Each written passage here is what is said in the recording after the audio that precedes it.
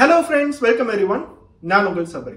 கரெக்டா ஜூன் 7ஆம் தேதி 2022 வருடம் விடிகால 4 மணி பக்கம் லக்னோ சிட்டில வாழ்ற தினேஷ் திவாரி அப்படிங்கிற ஒருத்தருக்கு ஒரு கால் வருது. ஏர்லி மார்னிங் 4 o'clock யார் கால் பண்றாங்கன்னு பார்க்கும்போது அவரோட பக்கத்து வீட்டுக்காரர் தான் கால் பண்றாரு. பக்கத்து வீட்டுக்காரரோட பேரு நவீன் சிங். அந்த நவீன் சிங் அப்படிங்கிறவரு இந்தியன் ஆர்மியில ஒர்க் பண்றாரு. அனோன்சோல் அப்படிங்கிற ஒரு இடத்துல இருக்கிற ஒரு ஆர்மி கேம்ப்ல வெப்பன்ஸ் டிபார்ட்மெண்ட்ல தான் அவர் ஒர்க் பண்றாரு. அவரோட மனைவி குழந்தைங்க எல்லாமே தான் பக்கத்து வீட்டுல இருக்காங்க. என்ன இது நவீன் விடிகால 4 மணிக்கு கால் பண்றாரு, என்ன ஆச்சுன்னு சொல்லிட்டு அவர் உடனே போன் அட்டன் பண்றாரு. இந்தியன் ஆர்மில இருந்து நவீன் கால் பண்ணி உடனே பக்கத்து வீட்டுக்கு போய் என்னோட குடும்பத்துக்கு என்ன நடந்துச்சுன்னு பாரு, எனக்கு ஏதோ சந்தேகமா இருக்கு, தயவு செய்து பக்கத்து வீட்டுக்கு போய் செக் பண்றியா அப்படிங்கறத சொல்றாரு. தினேஷ்க்கு ஒன்னும் புரியல, என்ன விடிகால 4 மணிக்கு பக்கத்து வீட்டை போய் செக் பண்ண சொல்றாரு, அவரோட வைஃப் வேற உள்ளார இருப்பாங்க, இருந்தாலும் ஏதோ ஒரு சந்தேகத்துல சரி எந்த ஆபத்துமே வந்துடக்கூடாதுன்னு சொல்லிட்டு பக்கத்து வீட்டுக்கு போய் கதவை தட்டுறாரு.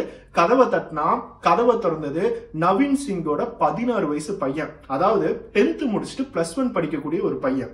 அந்த பையன் உள்ளார கூட்டிட்டு போறான். உள்ளார கூட்டிட்டு போய் என்னோட அம்மாவை கொஞ்சம் பாருங்கன்னு சொல்லிட்டு அந்த பெட்ரூமை காட்டுறான். அந்த பெட்ரூம்குள்ளார அவரால் பக்கத்துல நெருங்க கூட முடியல, அந்த லெவலுக்கு வாட அடிக்குது. என்னதான் இருக்கு அப்படின்னு சொல்லிட்டு அந்த பெட்ரூமை திறந்து பாக்குறாரு. அவருக்கு ஒரு ஷாக்கிங்கான விஷயம், நவீன் சிங்கோட மனைவியான சாதனா சிங், அவங்களுக்கு 41 வயது ஆகுது. அந்த பெட்ரூம்ல யாரோ கொடூரமா அவங்களோட நெத்தி பொட்டுல சுட்டு கொலை பண்ணிருக்காங்க. அந்த இடமே அவங்களால நிக்க முடியல, அந்த லெவலுக்கு ஒரு துர்நாற்றம் அடிச்சுக்கிட்டே இருக்கு. பக்கத்து ரூமுக்கு வந்து பார்த்தா அந்த 16 வயசு பையனும் அவனோட தங்கச்சியான 9 வயசு பொண்ணும் 2 பேருமே முடிச்சிட்டு நிக்கிறாங்க. யார் இந்த மாதிரி கொலை பண்ணாங்கன்னு கேட்டா அவங்க 2 பேத்துக்கு ஒரு ஐடியாவும் இல்ல. யாரோ வீட்டுக்குள்ளார நுழைஞ்சாங்கன்னா எங்க 2 பேத்தையுமே ரூம்குள்ளார போட்டு கதவை தாள் போட்டாங்க. அதுக்கப்புறம் சுடுற சத்தம் மட்டும்தான் எங்களுக்கு கேட்டுச்சு. அதுக்கப்புறம் இப்பதானே நீங்களே வரீங்க, நாங்க எப்படியோ கஷ்டப்பட்டு டோரை ஓபன் பண்ணிட்டு கடைசியா பக்கத்து ரூமுக்கு போய் பார்த்தா அம்மாவை கொலை பண்ணிட்டாங்க. இது எப்படி சொல்றதுன்னு தெரியாம நாங்க முடிச்சிட்டு இருந்தோம். என்னோட அப்பாவுக்கு நான் இன்ஃபார்ம் பண்ணேன், அதனாலதான் அவர் உங்களுக்கு கால் பண்ணாரு அப்படிங்கறத சொல்றாங்க. தினேஷ் திவாரி இந்த விஷயத்தை பார்த்தோன்னே உடனே போலீஸ்க்கு கால் பண்றாரு. போலீஸ்க்கு கால் பண்ணி நடந்த எல்லா விஷயங்களும் சொல்றாரு. இந்த விஷயத்த சொன்ன அடுத்த 10 நிமிஷத்துல போலீஸ் டீம், ஃபாரன்சிக் டீம், பெரிய அதிகாரிகள் எல்லாமே வராங்க. ஏன்னா இந்த இடத்துல யாரோ நெத்தி பொட்டுல வச்சு கன்னால ஷூட் பண்ணிருக்காங்க. அந்த கன் ஷூட் பண்ண கன் முதற்கொண்டு அதே வீட்டுல தான் இருக்கு. அந்த நவீன் சிங்குக்கு ஒரு லைசன்ஸ்டு கன் இருந்திருக்கு. அவரோட பாதுகாப்புக்காக ஒரு கன் லைசன்ஸ் வாங்கி அந்த கன்னையும் வீட்டுல தான் வச்சிருக்காரு. அந்த கண்ணையே எடுத்துதான் ஷூட் பண்ணிருக்காங்க. அது மட்டும் இல்லாம இந்த இடத்துல இறந்து போன சாதனா சிங்கோட கணவர் இந்தியன் ஆர்மியில ஒர்க் பண்றாரு. இது ஏதாச்சும் நாட்டு சம்பந்தப்பட்ட விஷயமா, ஏதாச்சும் டெரரிசமா, இந்த மாதிரி எல்லா விஷயங்களுமே போலீஸ்குள்ளார ஒரு கேள்வியாவே தான் இருக்கு. உடனே ஃபாரன்சிக் டீம் வந்து அந்த கன்னை கைப்பற்றாங்க. பிங்கர் பிரிண்ட் எல்லாத்தையுமே செக் பண்றாங்க. பிங்கர் பிரிண்ட்லாம் செக் பண்ணி டேட்டா பேஸ பார்க்கும் போதுதான் அந்த கன்னை வச்சு அந்த சொந்த அம்மாவை சுட்டது பக்கத்து ரூம்ல இருந்த 16 வயசு பையன் அப்படிங்கிறது போலீஸ்க்கு தெரிய வந்துச்சு. உடனே அந்த 16 வயசு பையனை அரெஸ்ட் பண்றாங்க. அரெஸ்ட் பண்ணி அவனை என்கொயரி பண்ண ஸ்டார்ட் பண்றாங்க. எதுக்காக? உன்னோட சொந்த அம்மாவையே நீ கொலை பண்ண, அப்படி என்ன உங்க அம்மா மேல உனக்கு கோபம் இப்படிங்கிற என்கொயரி பண்ணும் போது அவன் சொன்னது எல்லாம் ஒரே ஒரு விஷயம் தான், எங்க அம்மா மேல எனக்கு சரியான கோபம், அதனால எங்க அப்பா கண்ணை வச்சு நான் சுட்டுட்டேன். ஆல்ரெடி கண்ணை வச்சு எப்படி சுடணும்னு சொல்லி எங்க அப்பா எனக்கு நிறையவே ட்ரைனிங் கொடுத்திருக்காரு. அதனாலதான் என்னால கன் எடுத்து அவங்கள சுட முடிஞ்சிச்சு. கன்னை சுட்டதுக்கு அப்புறம் தன்னோட ஃப்ரெண்ட்ஸ் கூட போய் கிரிக்கெட் விளையாண்டுருக்கான், வெவ்வேறு இடங்களுக்கு போய் பார்ட்டி பண்ணியிருக்கான். அவன் கொலை பண்ண டேட் ஜூன் 4ஆம் தேதி. ஆனா இந்த இடத்துல இவங்க டெட் பாடி கண்டுபிடிச்ச நாள் ஜூன் 7ஆம் தேதி. ஜூன் 4ஆம் தேதி கொலை பண்ணிட்டு 5ஆம் தேதி 6ஆம் தேதி 2 நாளுமே அவன் போய் ஃப்ரெண்ட்ஸ் கூட ஜாலியா விளையாண்டுருக்கான். அவனோட சொந்த தங்கச்சிய நீ யாருக்கிட்டயாச்சும் சொன்னீனா, சொந்தக்காரங்க கிட்டயோ போலீஸ்லயோ சொன்னீனா அம்மாவை கொண்ட மாதிரி உன்னையும் கொலை பண்ணிடுவேன்னு சொல்லிட்டு அந்த பொண்ணை பயப்பட வச்சிருக்கான். அதனாலதான் அந்த பொண்ணு பயந்துகிட்டு அந்த வீட்டுல 2 நாளா அந்த டெட் பாடியில இருந்து வர எல்லா துர்நாற்றத்தையுமே தாங்கிட்டு இருந்தாங்க. இந்த துர்நாற்றம் வெளியே போயிடக்கூடாதுன்னு சொல்லிட்டு அந்த பையன் ரூம் ஃப்ரெஷ்னர் எல்லாத்தையுமே கொண்டுட்டு வந்து வீட்டு ஃபுல்லா அடிச்சிருக்கான். அதனாலதான் அவங்களால ஏதோ கொஞ்சமாவது அந்த வீட்டுக்குள்ளார வாழ முடிஞ்சிருக்கு. போலீஸ் இந்த எல்லா விஷயங்களும் கேட்கும் போது அவங்களே ஒரு செகண்ட் பயந்துட்டாங்க. வெறும் 16 வயசு பையனுக்குள்ளார இப்படி ஒரு கொடூரமான விஷயமா, நம்மளோட அம்மாவோட நெத்தி பொட்டுல வச்சு கண்ணை வச்சு சுடணும் அப்படின்னா அவங்க மேல எவ்வளவு கோபம் இவருக்கு இருந்திருக்கணும், இவனோட மனசுக்குள்ளார எவ்வளவு ஒரு கொடூரமான தன்மை இருந்திருக்கணும். எதுக்கு அவன் கொலை பண்ணாங்கிறத மட்டும் அந்த என்கொயரியில அவன் வாயை திறக்கவே இல்லை. சுத்தி இருக்கிற எல்லா ரிலேட்டிவ்ஸும் அவனோட தாத்தா பாட்டி எல்லாருமே வந்து இவனை பத்தி போலீஸ்ல கம்ப்ளைண்ட் பண்ணிக்கிட்டே இருந்தாங்க. இந்த பையன் எப்ப பார்த்தாலும் பப்ஜி பப்ஜி பப்ஜின்னு சொல்லிட்டு சில பேர் கூட அவன் விளையாண்டுகிட்டே இருப்பான். அந்த போனை புடுங்கணும் அப்படின்னா கொலை பண்ற லெவலுக்கு அவனுக்கு கோபம் வரும். அததான் அவன் பண்ணிருப்பா. அம்மா போனை புடுங்குறாங்களேன்னு சொல்லிட்டு அந்த கோபத்துல தான் தன்னோட அம்மாவை கொலை பண்ணிட்டான் அப்படிங்கறத சொல்றாங்க. போலீஸ் டிபார்ட்மெண்ட்டும் இவனோட நடவடிக்கைகள் எல்லாத்தையுமே பார்க்கும் போது வெறும் 16 வயசு பையன், இவனுக்கு வேற என்ன மோட்டிவ் இருக்க போகுது, எப்ப பார்த்தாலும் போனையே தான் வச்சிட்டு இருக்கான். இவன் பப்ஜி விளையாண்டது எல்லாமே அந்த சாதனா சிங் அப்படிங்கிற அம்மாவோட போன்ல தான். அந்த அம்மாவோட போன் ரெக்கார்ட்ஸ் எல்லாத்தையும் எடுத்து பார்க்கும் போது அதுல பப்ஜிங்கிற கேம் இன்ஸ்டால் ஆயிருக்கு. அதனால போலீஸ் ஒரு கன்க்ளூஷனுக்கே வந்துட்டாங்க. இந்த பையனுக்கு பப்ஜி விளையாட பிடிக்கும், அதை தடுத்த அம்மாவை சுட்டு கொலை பண்ணிட்டான் அப்படிங்கிற ஒரு கேஸ ஃப்ரேம் பண்ணாங்க. இந்த கேஸ் ஃப்ரேம் பண்ணதுக்கு அப்புறம் இது எந்த லெவலுக்கு ஸ்ப்ரெட் ஆச்சுன்னா இந்தியா முழுக்க அன்னைக்கு பப்ஜி பத்தி தான் பேசினாங்க. மீடியாவுக்கு இது ஒரு புது கண்டென்ட். கேமிங் தடுத்ததுக்காக தன்னோட சொந்த அம்மாவையே கொலை பண்ணிட்டான். குழந்தைங்க யாரையுமே கேம் விளையாட விடாதீங்க, முக்கியமா இந்த பப்ஜி விளையாட விடாதீங்க. இந்த பப்ஜி நிறைய பேர்த்தோட வாழ்க்கையை கெடுத்துருச்சு, நிறைய பேர்த்த சைக்கோ ஆக்கிடுச்சு. அதுல ஒரு எக்ஸாம்பிள் தான் இது. பப்ஜி விளையாட முடியாததுனால ஒரு பையன் அவங்க அம்மாவே சுட்டு கொண்டுட்டான்னு சொல்லிட்டு சிட்டியில இருக்கிற ஒவ்வொரு சின்ன சின்ன கவர்மெண்ட் ஸ்கூல் ஆகட்டும், பிரைவேட் ஸ்கூல் ஆகட்டும், அதுல இருக்கிற டீச்சர்ஸ் முதல் கொண்டு பசங்களுக்கு சொல்றாங்க, இந்த மாதிரி பப்ஜி கேம் இந்த மாதிரிலாம் எதுவும் அடிக்ட் ஆயிடாதீங்க, ஒரு பையன் அவங்க அம்மாவையே கொலை பண்ணிட்டானான்னு சொல்லிட்டு சொல்ல ஆரம்பிச்சாங்க. இந்த மாதிரி இந்த நியூஸ் 1 வாரம் 2 வாரம் பக்கம் எல்லாத்தோட காதுக்கும் போச்சு. இந்த வீடியோ பார்த்துட்டு இருக்க நீங்களும் நானும் 2 வருஷத்துக்கு முன்னாடி பப்ஜி இந்தியா ஃபுல்லா நிறைய யங்ஸ்டர்ஸ் ஆகட்டும், குழந்தைங்களாகட்டும், இல்ல பெரியவங்களாகட்டும் எல்லாருமே விளையாடும் போது இந்த நியூஸ் கண்டிப்பா உங்களோட காதுல நீங்க கேள்விப்பட்டிருப்பீங்க. கேமிங் அடிக்ஷன் அப்படிங்கிற ஒரு விஷயம் வந்துச்சுன்னா எந்த லெவலுக்கு பாதிக்கும்னு சொல்லிட்டு எல்லாருமே கண்டிப்பா பேசியிருப்போம். ஆனா இந்த நியூஸ் பொய்யான நியூஸ் அப்படிங்கிறது எத்தனை பேத்துக்கு தெரியும்? இந்த நியூஸ் வந்துட்டு 2 வாரம் கழிச்சு அந்த பையன் பப்ஜிக்காக கொலை பண்ணல, கொலை பண்ணதுக்கான மோட்டிவ் வேற ஒரு விஷயம் அப்படிங்கிறது எத்தனை பேர் கேள்விப்பட்டிருப்பீங்க? ஏன் உங்ககிட்ட பேசுற நானே கேள்விப்படல. ஏன்னா நியூஸ் அப்படிங்கிற ஒரு விஷயம் மீடியா பீப்புள் எல்லாருமே ஃபர்ஸ்ட் ஒரு விஷயத்தை கவர் பண்ணி அதை அப்படியே ஒரு ட்ரெண்டிங் ஆக்கிட்டு அதுக்கப்புறம் அதுல தப்பு இருக்கா ரைட் இருக்கா இந்த மாதிரி எந்த விஷயங்களையுமே அவங்க கவர் பண்ண மாட்டாங்க. கவர் பண்ணாலும் நம்மளுக்கு பாக்குறதுக்கு ஒரு இன்ட்ரெஸ்ட் வராது. பேசிக்கா ஒரு ஸ்டோரி வந்துச்சு அப்படின்னா அதுக்கு காது மூக்கு எல்லா விஷயங்களும் வச்சு ஒரு முகத்தை கொண்டுட்டு வந்துருவோம். அந்த முகம் தப்பான முகமா இருந்தாலும் அதை பத்தியே பேசிட்டு மறந்துட்டு வேற ஒரு முகத்தை தேடிக்கிட்டு தான் நம்ம எல்லாரும் போயிட்டு இருப்போம். இந்த சம்பவம் நடந்து அடுத்த 2 வாரத்துல அந்த பையனோட அப்பாவான நவீன் சிங் இந்தியன் ஆர்மில இருந்து அந்த போலீஸ் டிபார்ட்மெண்ட் கிட்ட வந்து தன்னோட பையன் கிட்ட பேசுறாரு.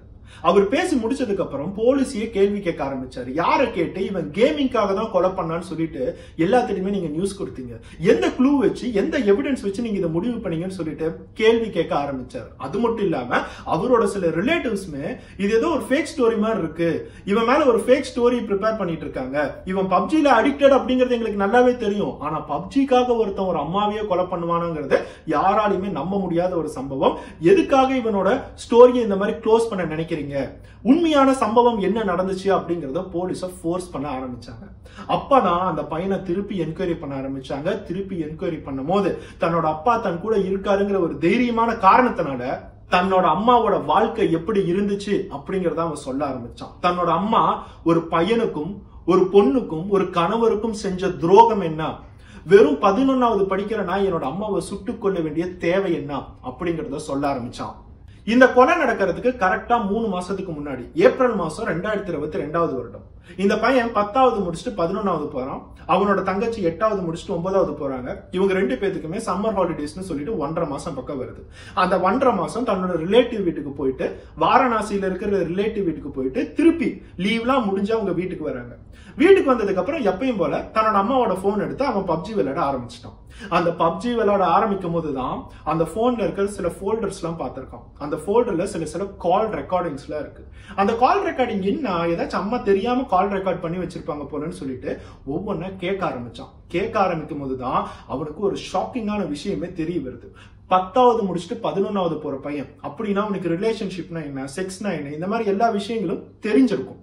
தன்னோட அம்மா வேற ஒருத்தர்கிட்ட ரொம்ப ரொமான்டிக்கா பேசிட்டு இருக்காங்க, தப்பா பேசிட்டு இருக்காங்க, ஆபாசமா பேசிட்டு இருக்காங்கிறது அவன் ஒவ்வொரு ரெக்கார்டிங்குமே கேட்க அவனுக்கு தன்னோட அம்மா மேல கோபம் வர ஆரம்பிக்குது. தன்னோட அம்மா கிட்ட பேசுறதுக்கு முன்னாடி இந்த விஷயத்த கண்டிப்பா நம்மளோட அப்பா கிட்ட சொல்லணுமேன்னு சொல்லிட்டு பக்கத்து வீடு தினேஷ் திவாரி அப்படிங்கிற வீட்டுக்கு போய் அவங்களோட போன் எடுத்து தன்னோட அப்பாவான நவீன் சிங்கு கால் பண்றான். கால் பண்ணி அப்பா அம்மாவோட மொபைல்ல இருந்து சில ரெக்கார்டிங்ஸ் எல்லாம் உங்களுக்கு நான் ஃபார்வர்ட் பண்ணிருக்கேன், கொஞ்சம் அதை கேட்டுட்டு என்ன பண்றதுன்னு சொல்லுங்கப்பா அப்படிங்கறத நவீன்கிட்ட சொல்லியிருக்கான். நவீனுக்கு இந்த ரெக்கார்டிங்ஸ் எல்லாத்தையும் கேட்கும் போது அப்படி ஒரு ஆத்திரம்.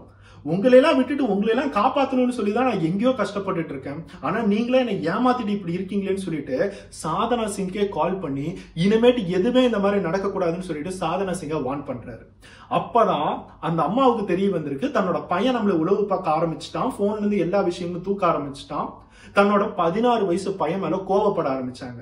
கணவர் என்ன வேணாலும் சொல்லிட்டு போறாரு. அவர் ஏதோ ஒரு ஓரத்துல இருந்து சொல்றாரு, நான் பழகிறத பழகிட்டே தான் இருப்பேன், எனக்கு ஒருத்தவனை பிடிச்சிருக்கு, அவனை நான் வீட்டுக்கு கூட்டிட்டு வந்து தப்பு பண்ணிக்கிட்டே தான் இருப்பேன்னு சொல்லிட்டு சாதனா சிங் அந்த வேலையை பார்த்துட்டு இருக்காங்க. அந்த வேலையை பார்க்கறது மட்டும் இல்லாம தன்னோட சொந்த பையனை வீட்லயே அடிச்சு துன்புறுத்தி வேலைக்கார மாதிரி அவனுக்கு எந்த விஷயங்களுமே செய்யாம சாப்பிட்டா சாப்பிட்டு சாப்பிடாட்டி போ அவனை எப்ப பார்த்தாலும் கஷ்டப்படுத்திக்கிட்டே இருந்தாங்க. தன்னோட அம்மா தப்பு பண்றது மட்டும் இல்லாம நம்மள இப்படி கஷ்டப்படுத்துறாங்களேன்னு சொல்லிட்டு அவனுக்கு இன்னும் உள்ளார கோபம் வரதான் ஆரம்பிச்சிச்சு. இருந்தாலும் தன்னோட அம்மா, நம்மளோட அப்பா அங்க நம்மளோட அம்மாவை நேசிச்சுட்டு இருக்காரு. தன்னோட அப்பா வர வரைக்குமாவது நம்மளோட அம்மாவை எப்படியாச்சும் நம்ம கரெக்டா வச்சிருக்கணும்னு சொல்லிட்டு அம்மாவை உளவு பார்க்க ஆரம்பிச்சான். அம்மா எங்க போறாங்க, போன்ல பேசினா கூட போய் அம்மாவோட பக்கத்துல நின்னுக்கிறது. இனிமேட்டு அந்த ஆள் கூட நம்மளோட அம்மா பேசவே கூடாதுன்னு சொல்லிட்டு அவன் தன்னோட அம்மாவை கவனிச்சுக்கிட்டே இருந்தான். இது சாதனா சிங்க்கும் கொஞ்சம் கொஞ்சமா தெரிய வந்துச்சு. இந்த மாதிரி எல்லா விஷயங்களும் நடந்துட்டு இருக்கும் போதுதான் சாதனா ஒரு நாள் இந்த எல்லா விஷயத்துக்கும் முடிவு கட்டணும்னு சொல்லிட்டு அவங்களோட காதலனை தன்னோட பிள்ளைங்க இருக்கும் போது சொந்த வீட்டுக்கே கூட்டிட்டு வந்திருக்காங்க. அவரு ஒரு பில்டரா வேலை பார்த்துட்டு இருக்காரு, மேஸ்திரி இல்ல இன்ஜினியர். சின்ன சின்ன வீட்டுக்குலாம் அவங்களும் இன்ஜினியரா பிளான் பண்ணுவாங்கல்ல, அந்த மாதிரி ஒரு லோக்கல் பில்டரை வீட்டுக்கு கூட்டிட்டு வந்து தன்னோட பையன்கிட்ட இன்ட்ரோடியூஸ் பண்ணி வைக்கிறாங்க. டே, இவர் நம்மளோட சொந்தக்காரர் தான்டா, இவரை நீ அங்கிள்னே கூப்பிடலாம், இவர் அப்பப்போ வீட்டுக்கு வந்துட்டு போவாரு அப்படிங்கறத சொல்றாங்க.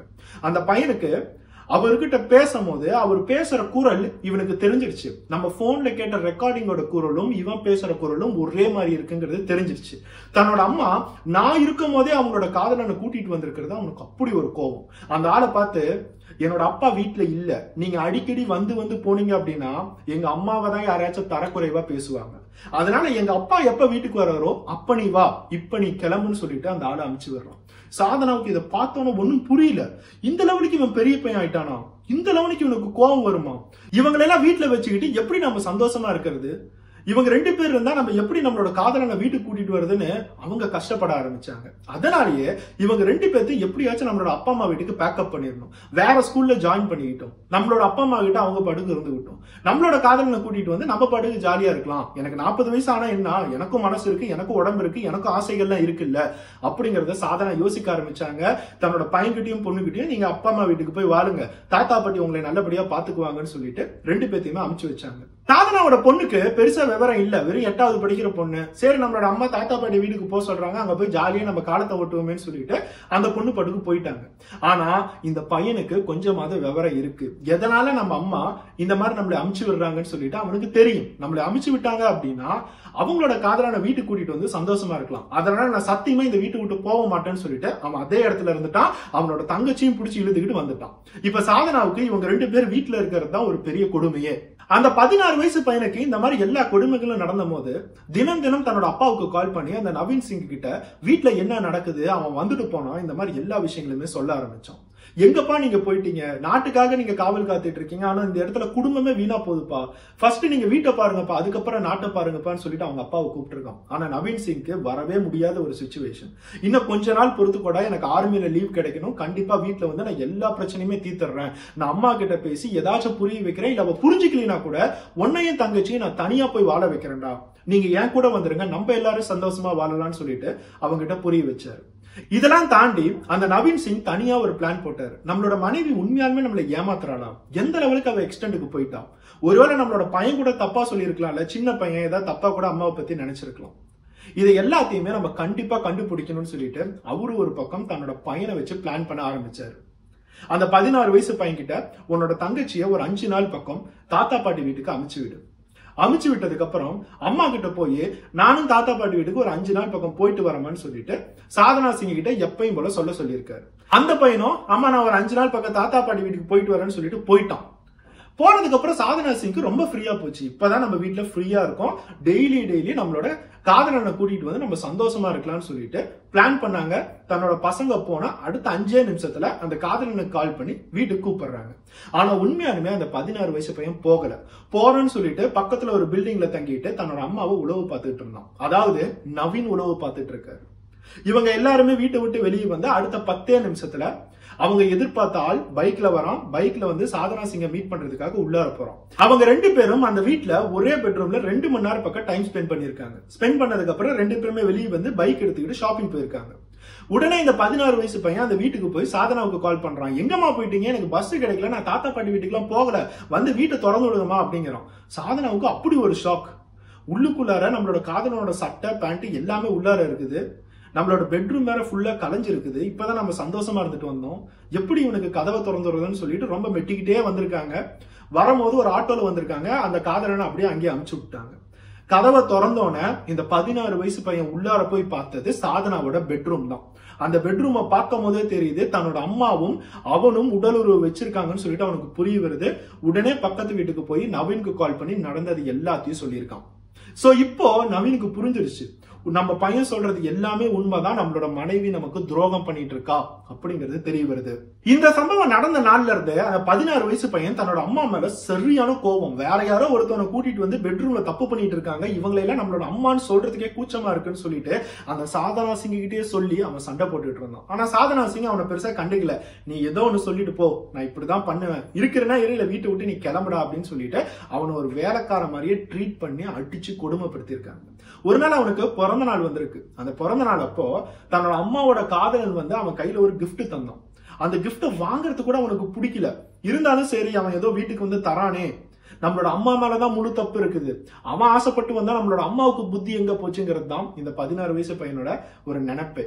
சரி, ஏதோ அவன் தரானேன்னு சொல்லி வாங்கி வச்சுட்டு அதையும் நவீன்ட்ட இன்ஃபார்ம் பண்ணியிருக்கான். இன்னைக்கு என்னோட பிறந்த நாள்பா, அம்மா அவனை கூட்டிட்டு வந்திருக்காங்க, எப்படிப்பா நாங்களா சந்தோஷமா இருக்கிறது, நம்மளோட அம்மா மேல எனக்கு அப்படி ஒரு கோபம் வருது, உங்களோட கன் எங்க எடுத்து வச்சிருக்கீங்கன்னு சொல்லுங்க, அந்த கன் மட்டும் என் கையில கிடைச்சிச்சு அப்படின்னா நம்மளோட அம்மாவை நானே கொலை பண்ணிடுறேன்னு சொல்லிட்டு நவீன் கிட்ட சொல்லும் போதுதான் அவனுக்கு சீரியஸ்னஸே புரியுது.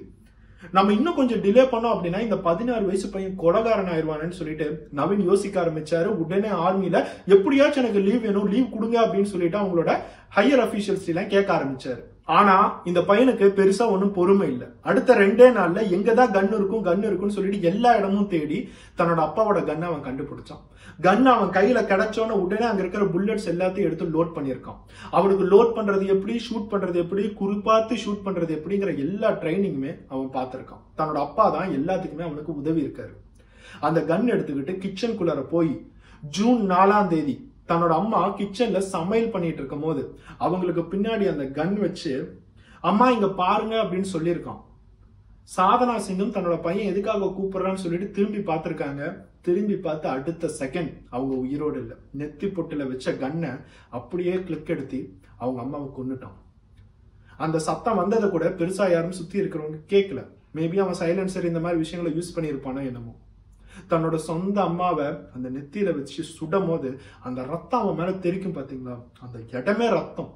அவங்க அப்படியே கீழே விழுந்து இறந்துட்டாங்க. அவன் சுட்டதுக்கு கொஞ்சம் கூட கவலைப்படாம நான் சரியான விஷயம் தான் பண்ணிருக்கேன்னு சொல்லிட்டு அந்த ரூமை விட்டு அவன் வெளியே வந்திருக்கான்.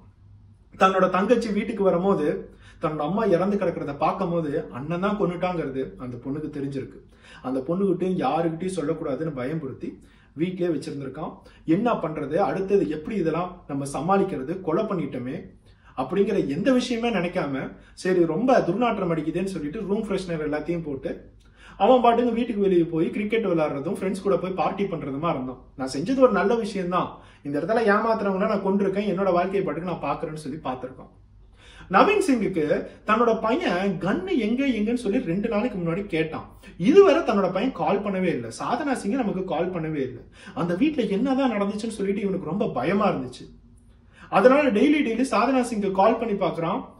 ஆனா சாதனா சிங் போனை எடுக்கவே இல்லை. போன் அடிச்சுக்கிட்டே தான் இருக்கு, ஆனா எடுக்கவே இல்லை. அதனால பக்கத்து வீட்டான தினேஷ் திவாரி ஜூன் 7ஆம் தேதி காலையில 4:30 மணி பக்கம் தினேஷ் திவாரிக்கு கால் பண்ணி பக்கத்து வீட்டுக்கு போய் தயவு செய்து என்னோட குடும்பத்தை செக் பண்ணு அப்படிங்கறத சொல்லியிருக்கான்.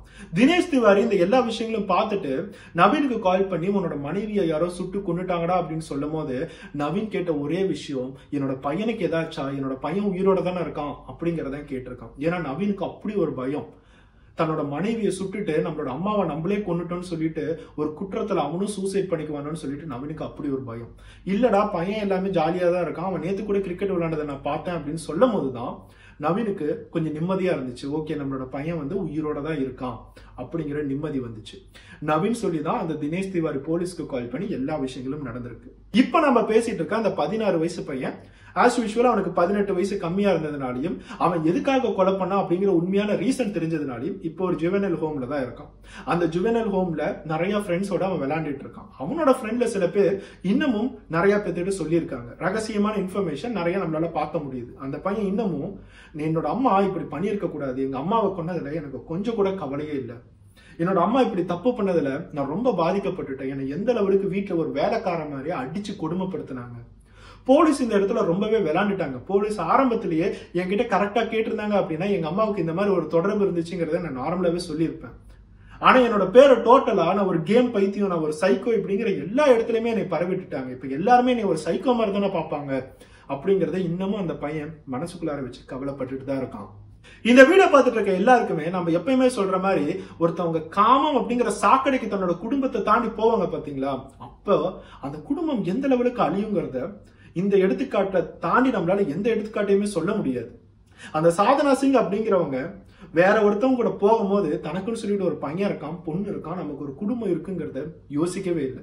இதெல்லாம் தாண்டி நாட்டை காப்பாத்துறதுக்காக தன்னோட கணவர் போய் ஒரு இடத்துல கஷ்டப்பட்டுட்டு இருக்காரு, அவருக்கு நம்ம உண்மையா நடந்துக்கணும் இல்ல அப்படிங்கறதையும் யோசிக்கல. சாதனா சிங்கும் யோசிக்கல. அந்த வீட்டுக்கு ஒருத்தன் வந்தா பாத்தீங்களா சாதனா சிங்கை பாக்குறதுக்கு, அவனும் நம்ம ஒரு ஆர்மி ஆபீசர் வீட்டுக்குள்ளாரதான் போறோம், இவங்க ஒரு ஆர்மி ஆபீசரோட மனைவி அப்படிங்கறத நினைக்கல.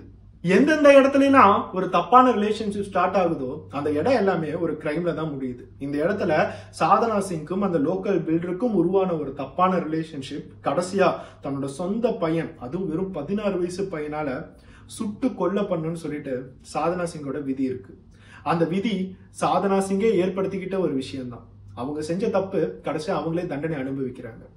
இல்ல ஒரு பக்கம் சாதனா சிங்கோட மனசுல எனக்கும் ஒரு உடம்பு இருக்கு, எனக்கும் ஒரு ஆசை இருக்கு, ஏன் 40 வயசு ஆயிடுச்சுன்னா என்னால வாழ்க்கையை வாழ முடியாதா, அவர் பாட்டுக்கு ஏதோ ஒரு ஓரத்துல இருக்காரு, நான் பாட்டுக்கு இங்க தனிமையில கஷ்டப்பட்டுட்டு இருக்கணுமா, இந்த மாதிரி எல்லா விஷயங்களும் அவங்க யோசிச்சா கூட, அவங்களுக்கு வேற ஒரு பார்ட்னர் வேணும்னு அவங்க முடிவு பண்ணியிருந்தா கூட தன்னோட ஃபேமிலி கிட்ட அதை எப்படி டீல் பண்ணணும்னு சொல்லிட்டு ஒவ்வொரு பெண்ணாகட்டும் ஒவ்வொரு ஆணாகட்டும் கண்டிப்பா தெரிஞ்சிருக்கணும். நீங்க ஒவ்வொருத்தவங்களும் வெவ்வேறு இடங்களுக்கு போய் வேற வேற ரிலேஷன்ஷிப் வச்சு உங்களோட கணவன் மனைவி அப்படிங்கிற ஒரு ரிலேஷன்ஷிப்பை பிரேக் பண்ணும் போது அதுல மிகப்பெரிய பாதிப்படைகிறது அவங்களோட குழந்தைங்க தான். அந்த குழந்தைங்க கிட்ட எப்படி இந்த விஷயத்த நம்ம போய் சேர்க்கணும் அப்படிங்கறத நீங்க யோசிச்சீங்கன்னாவே உங்களோட வாழ்க்கை நல்லபடியா இருக்கும். சாதனா சிங் தன்னோட பையன்கிட்டையும் தன்னோட பொண்ணுகிட்டையும் தன்னோட கணவர்கிட்டையும் இந்த மாதிரி எனக்கு ஒரு ஆசை இருக்கு அப்படிங்கிறத அவங்க கரெக்டா சொல்லி டீல் பண்ணியிருந்தாங்கன்னா கூட இந்த விஷயம் சுலபமா முடியறதுக்கு ஒரு வாய்ப்புகள் இருக்கு. ஆனா யாரை பத்தியும் நான் கண்டுக்க மாட்டேன், நான் தப்பு செய்யதான் செய்வேன், எல்லாத்தையும் நான் ஏமாத்திக்கிட்டு தான் இருப்பேன் அப்படிங்கும் போது யார் வேணாலும் பார்த்துட்டு இருப்பாங்க. ஆனா சொந்த பையன் பார்த்துட்டு இருப்பானா? நெக்ஸ்ட் ஒரு வீடியோட பார்ப்போம். பை.